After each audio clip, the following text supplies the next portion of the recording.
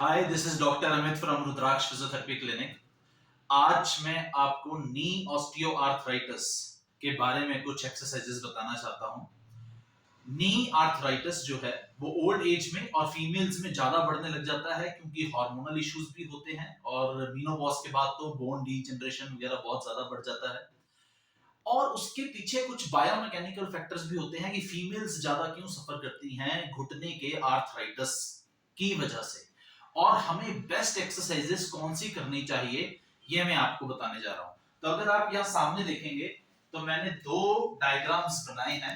ये है मेल यानी कि मेंस का pelvis, this area one hip bone, बीच में टेल बोन और दूसरी हिप बोन, इस पूरे एरिया को हम पेल्विस कहते हैं।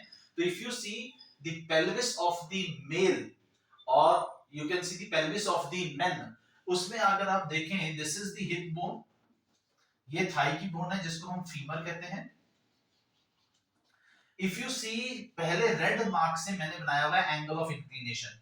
एंगल ऑफ इंक्लिनेशन मींस कि ये फीमर की शाफ्ट है, ये जो हमारी थाई की बोन है इसका जो नेक है, ये नेक है थाई की बोन की, ये हेड है नेक थाई की बोन का, this is the neck of the thigh bone, this is the head of the thigh bone, और ये जो है ये this is the shaft of the thigh bone.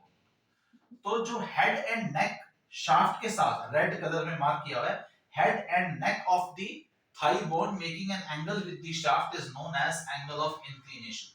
तो ये एंगल ऑफ इंक्लिनेशन मेल्स में यू कैन सी कम होता है, whereas angle of inclination females में you can see this angle is little bit larger, it is more, so this is more. तो उसकी वजह से, क्योंकि फीमेल्स का पेल्विस जो है वो वाइड होता है, फीमेल्स का पेल्विस जो है वो चौड़ा होता है, वाइड होता है, और मेल्स का पेल्विस जो है वो छोटा होता है, बट मेल्स का पेल्विस लेंथ में बड़ा होता है। तो व्हाट हैपेंस इज कि फीमेल्स का pelvis due to increased width, you can see angle of inclination shaft of femur और इस head and neck का femur का angle of inclination भी थोड़ा सा उसकी वजह से इफेक्ट हो जाता है और बड़ा हो जाता है, जिसकी वजह से मीडियल साइड पे, घुटने की अंदर वाली साइड पे, यानी कि यहां जैसे अंदर वाली साइड पे ज्यादा फोर्सेस एक्ट करती हैं, increased forces on the inner aspect of the knee joint, क्योंकि फीमेल का पेल्विस ज्यादा बड़ा है तो फोर्सेस ऐसे एक्ट करती हैं इस तरह से और अंदर वाली साइड पे नी के। इसलिए नी जॉइंट ऑस्टियोआर्थराइटिस हमेशा जब भी होता है तो वो इनर साइड से नी के डेवलप होना शुरू होता है, तो मीडियल नी जॉइंट आर्थराइटिस कहते हैं, या इनर साइड पे पेशेंट को पेन रहने लग जाता है। इसके बाद अगर आप देखें एंगल ऑफ इंक्लिनेशन तो फीमेल्स में ज्यादा है ही है। उसके बाद आप ब्लू लाइन से यहाँ पे देखें, एक एंगल, एक ब्लू लाइन मैंने यहां से ऐसे मार्क की है जिसको मैं अब रेड ब्लैक से कवर कर रहा हूं, you can see it is crossing the head of the femur, this is the head of femur bone, thigh bone, ये सेंटर से इसके क्रॉस कर रहा है, और एक यहाँ पे जो हमारा पटेला है यहां से सेंटर से हम femoral axis shaft of the femur से एक लाइन लेके जा रहे हैं, this angle between these two blue lines, ये एक ब्लू लाइन और ये दूसरी blue line, this is known as Q angle. This Q angle is also increased in female pelvis rather than in male pelvis।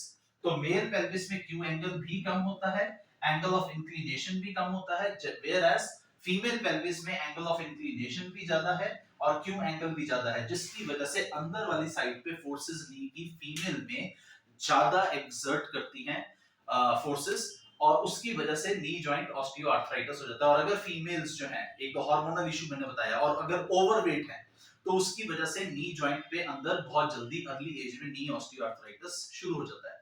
हम knee osteoarthritis के लिए जो exercises करते हैं that is very important to understand कि हमें ये quadriceps की एक्सरसाइज नहीं करनी है। कई बार हमें ये लगता है, कई बार कुछ फिजियोथेरेपिस्ट भी, कुछ डॉक्टर्स भी, कुछ और लोग भी कि ये वाली एक्सरसाइज करनी है, हम ये वाली एक्सरसाइज करते हैं कि क्वाड्रिसेप्स की स्ट्रेंथनिंग है। आप एक बात समझिए, हम इस मसल की एक्सरसाइज करेंगे, क्वाड्रिसेप्स की एक्सरसाइज करेंगे, तो ये नी जॉइंट के ऊपर ही फोर्स लगाएगी जो कि ऑलरेडी डैमेज हो रहा है, आर्टिकुलर कार्टिलेज नी जॉइंट का डैमेज हो रहा है, उसी को हम ऑस्टियोआर्थराइटिस कहते हैं। इसलिए हम इस क्वाड्रिसेप्स की एक्सरसाइज नहीं करेंगे क्योंकि ये मसल भी इसी जॉइंट के ऊपर फोर्स लगा रही है। हमें क्या करना है, हमें हिप की मसल्स को स्ट्रॉन्ग करना है।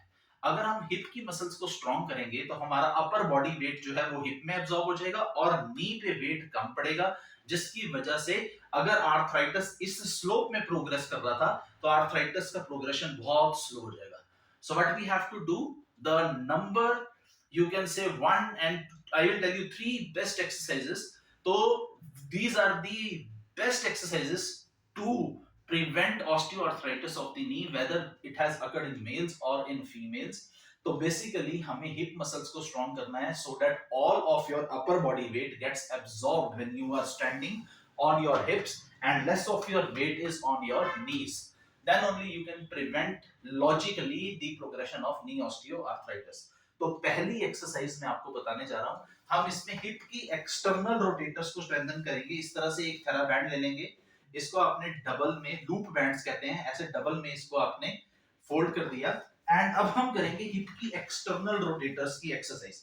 ये बहुत इंपॉर्टेंट मसल है क्योंकि ये हिप में वीक रहती है, हिप मसल ये वाली वीक रहती है, ये वाली मसल्स, और इसकी वजह से वेट ज्यादा नी पे पड़ता है। तो हम क्या करेंगे, हम ऐसे साइड लाइन पोजीशन पे लेटेंगे और ये एक्सटर्नल रोटेटर्स को स्ट्रेंथन करेंगे, पहले इस हिप के फिर ऐसे ही दूसरे हिप के।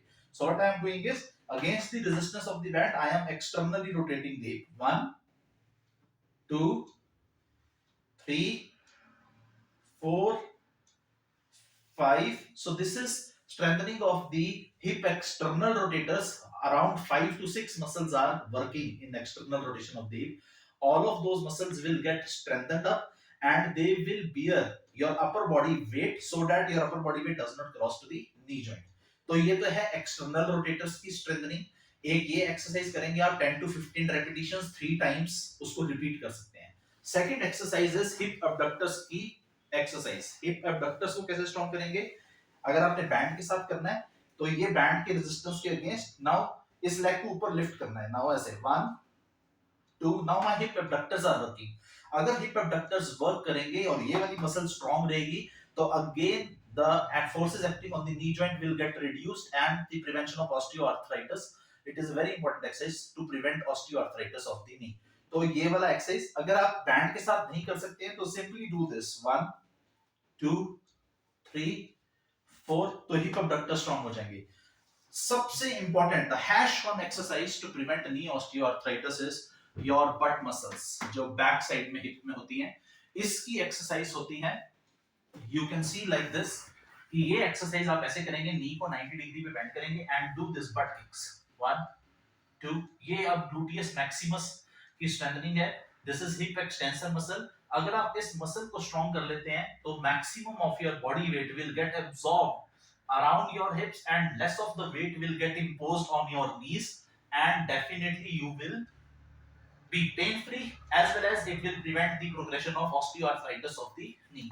So इस तरह से 15 to 20 repetitions from each of the leg, repeat it 3 to 4 times a day, and definitely you will be relieved of your knee osteoarthritic pain and the progression of osteoarthritis will reduce.